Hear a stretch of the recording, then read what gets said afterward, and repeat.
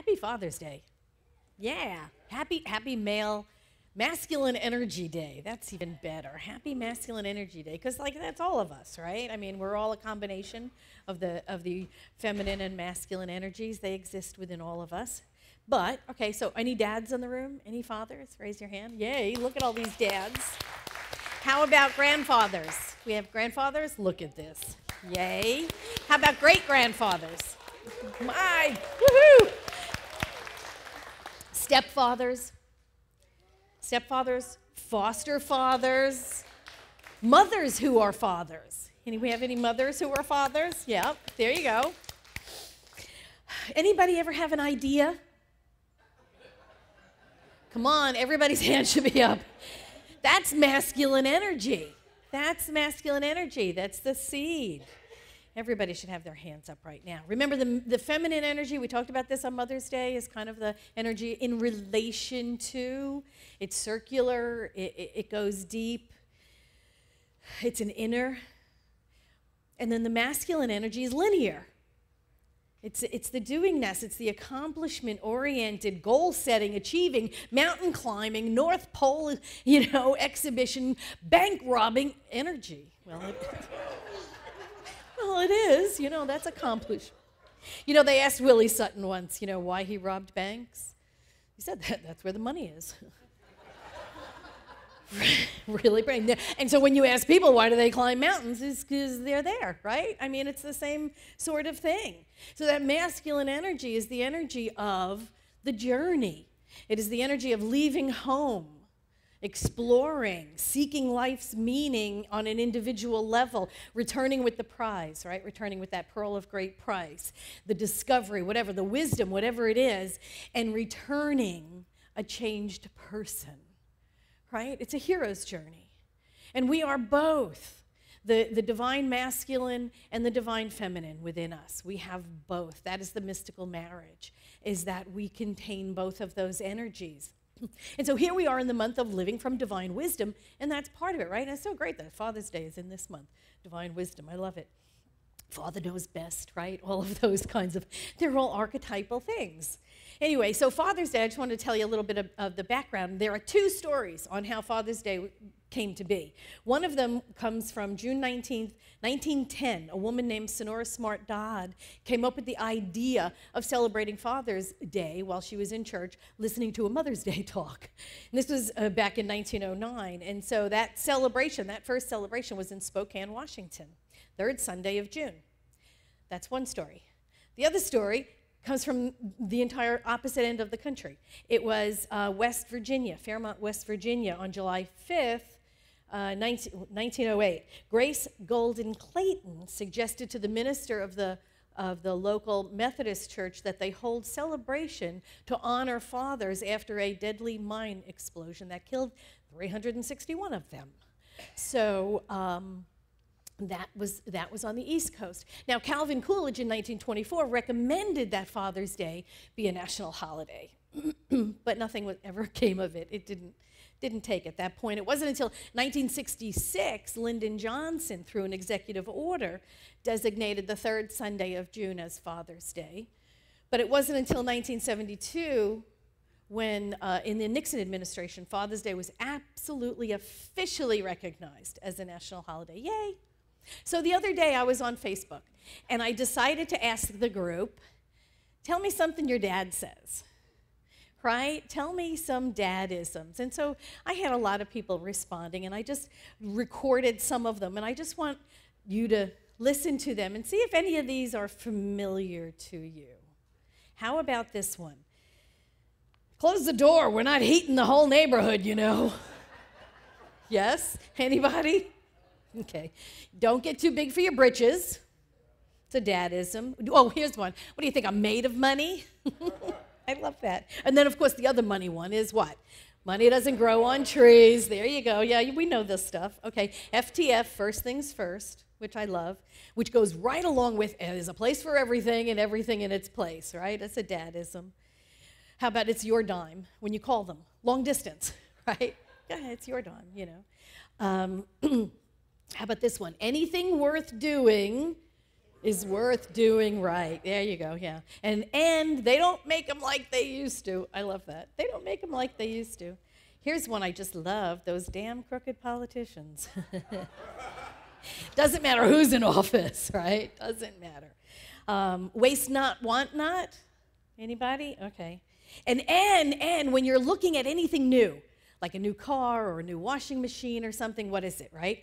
Just more things to go wrong. Yeah, there you go. That's a dadism. Here's one.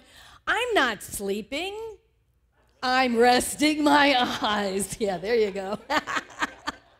Absolutely. And, you're not bleeding. It's just a strawberry. Rub it off. Go play. If I have to stop this car,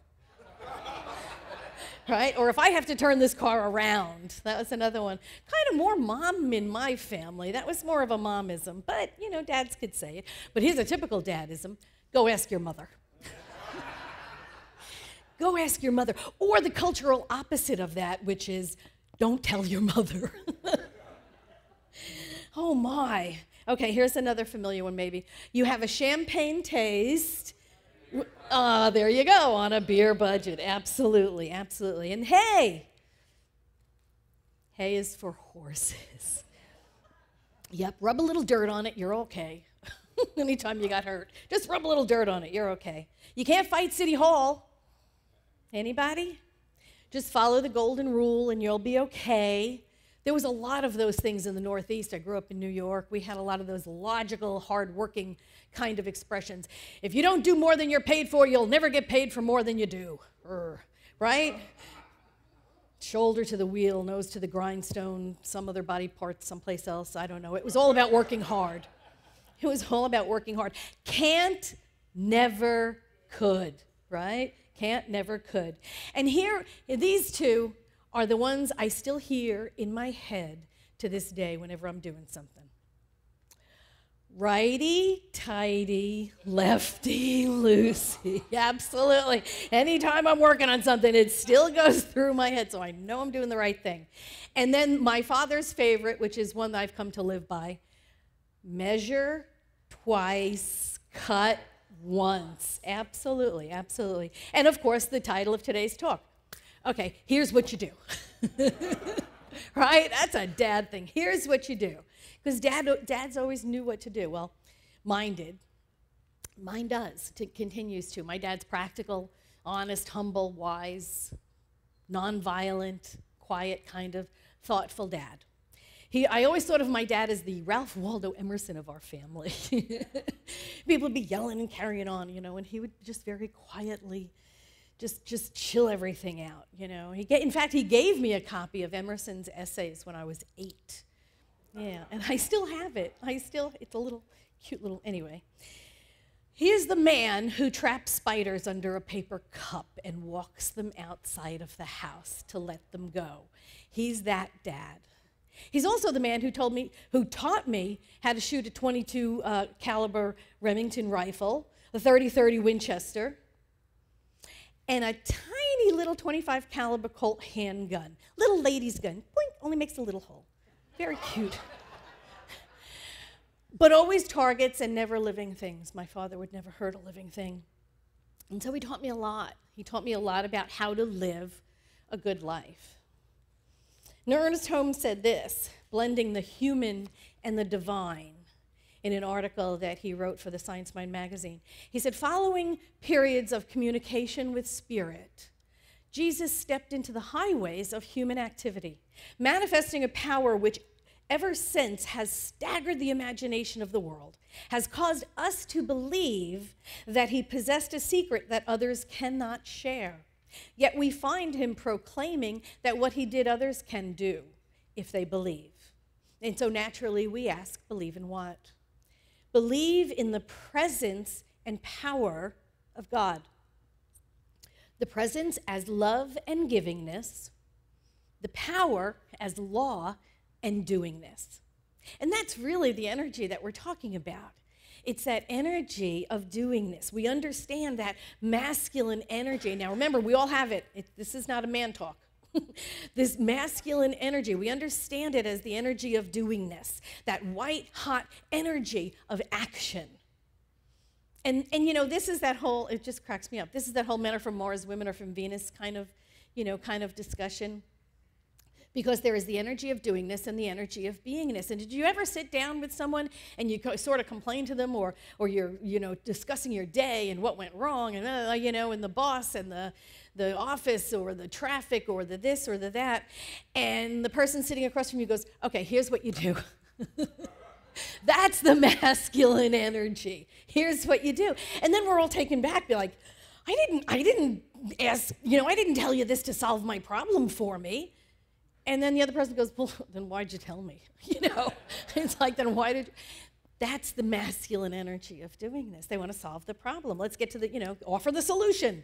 Why did you bother telling me if you didn't want me to offer a solution?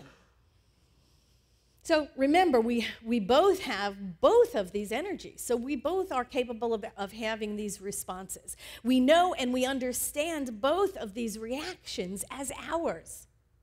And just like we talked about some of the maternal archetypes at Mother's Day, there are masculine archetypes as well. Masculine archetypes are described as primitive mental images inherited from the earliest human ancestors that are really present in the collective unconscious.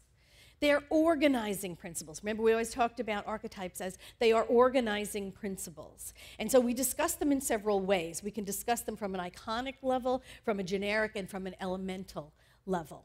So the iconic archetypes we recognize by name, right?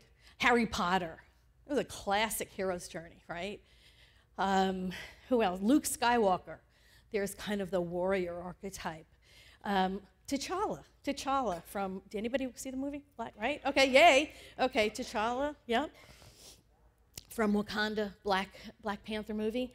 FDR. I mean, these would be considered the iconic, archetypes, male archetypes. Okay, the generic ones are labels like teacher, neighbor, soldier.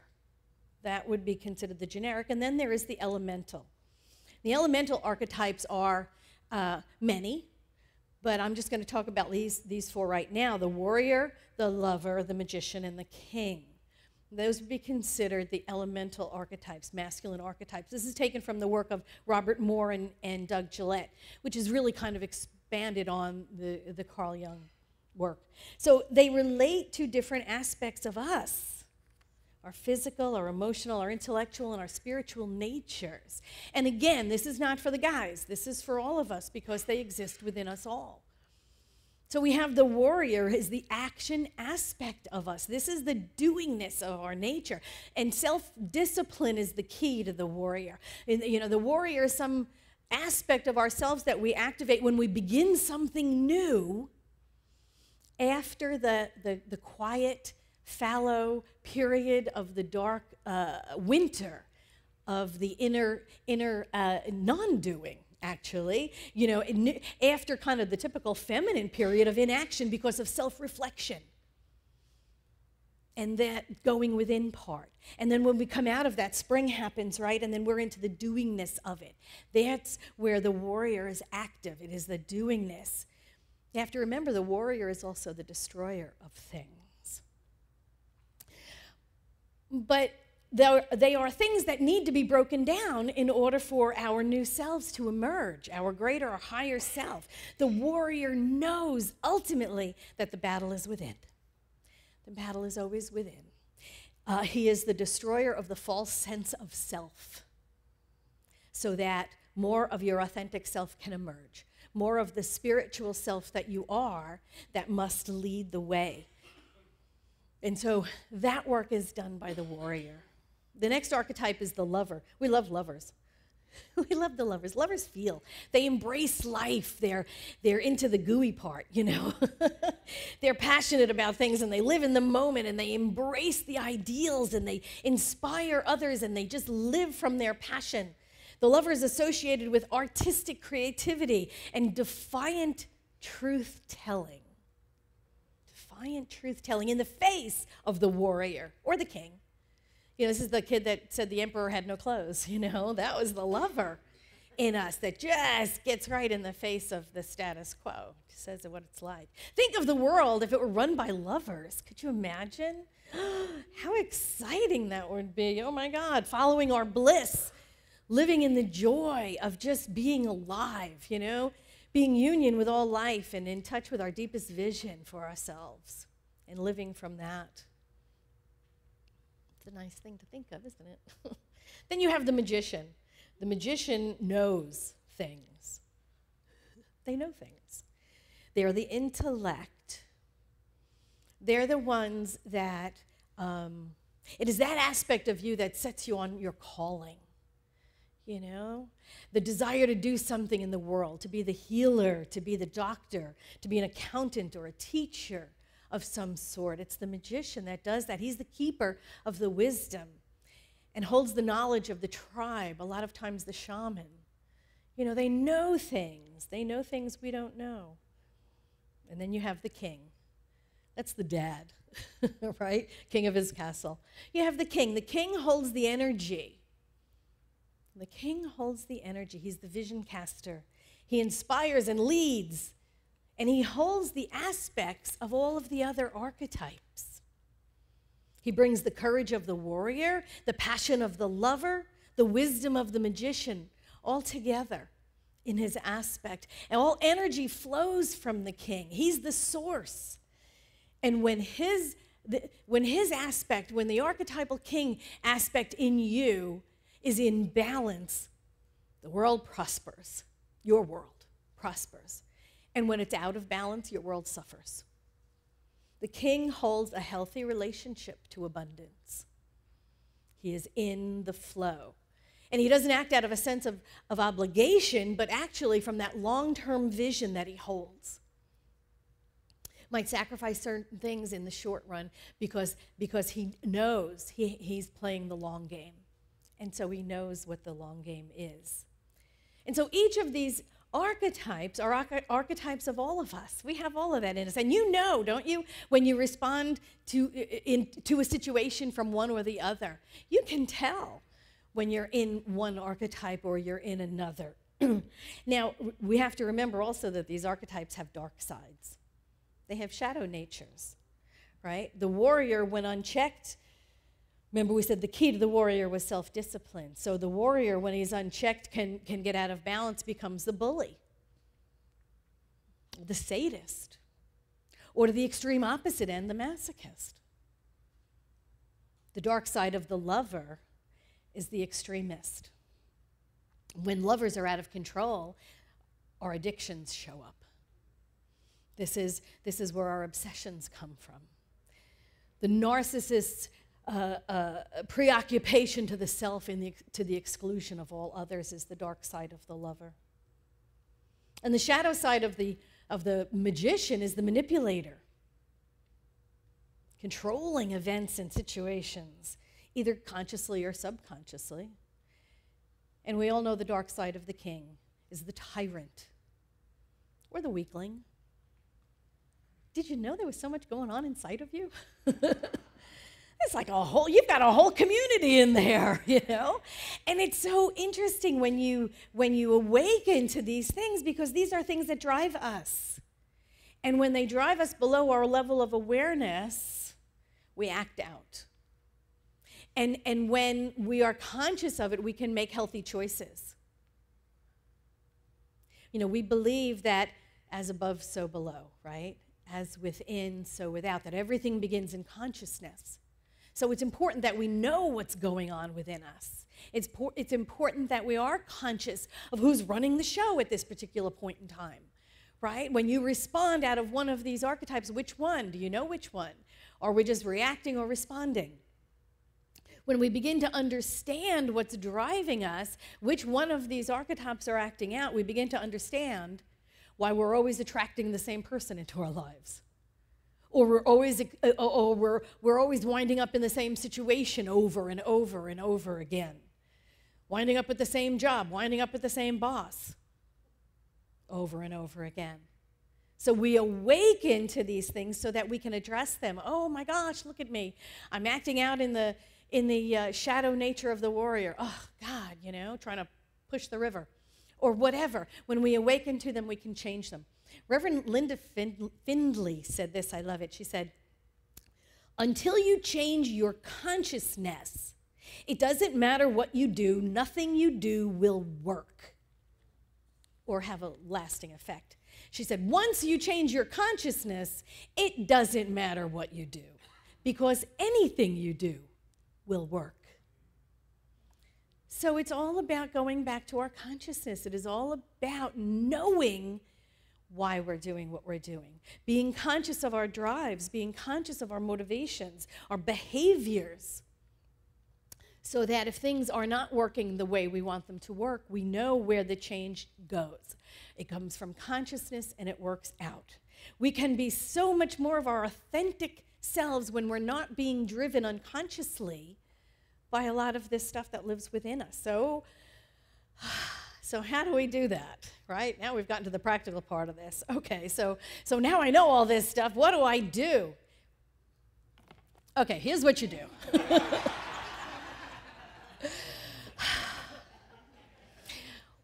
What do we say in religious science, right? We go back to consciousness. We go back to prayer, always. Always. Everything begins in consciousness. And here's the way Ernest Holmes said it. To be effective, prayer must be affirmative. But it's not enough merely to affirm the presence of God. We must add to this realization the thought that divine intelligence is acting in and through us now. Prayer is not wishful or wistful wishing, nor is it an escape from objective reality.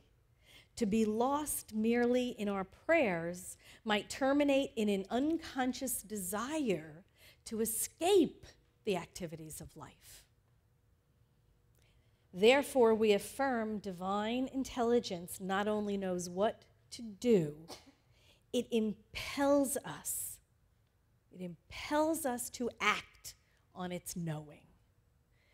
That's the divine masculine energy. Not only do we know what to do, but that we act on its knowing. Happy Father's Day. Go out and do. Thank you so much.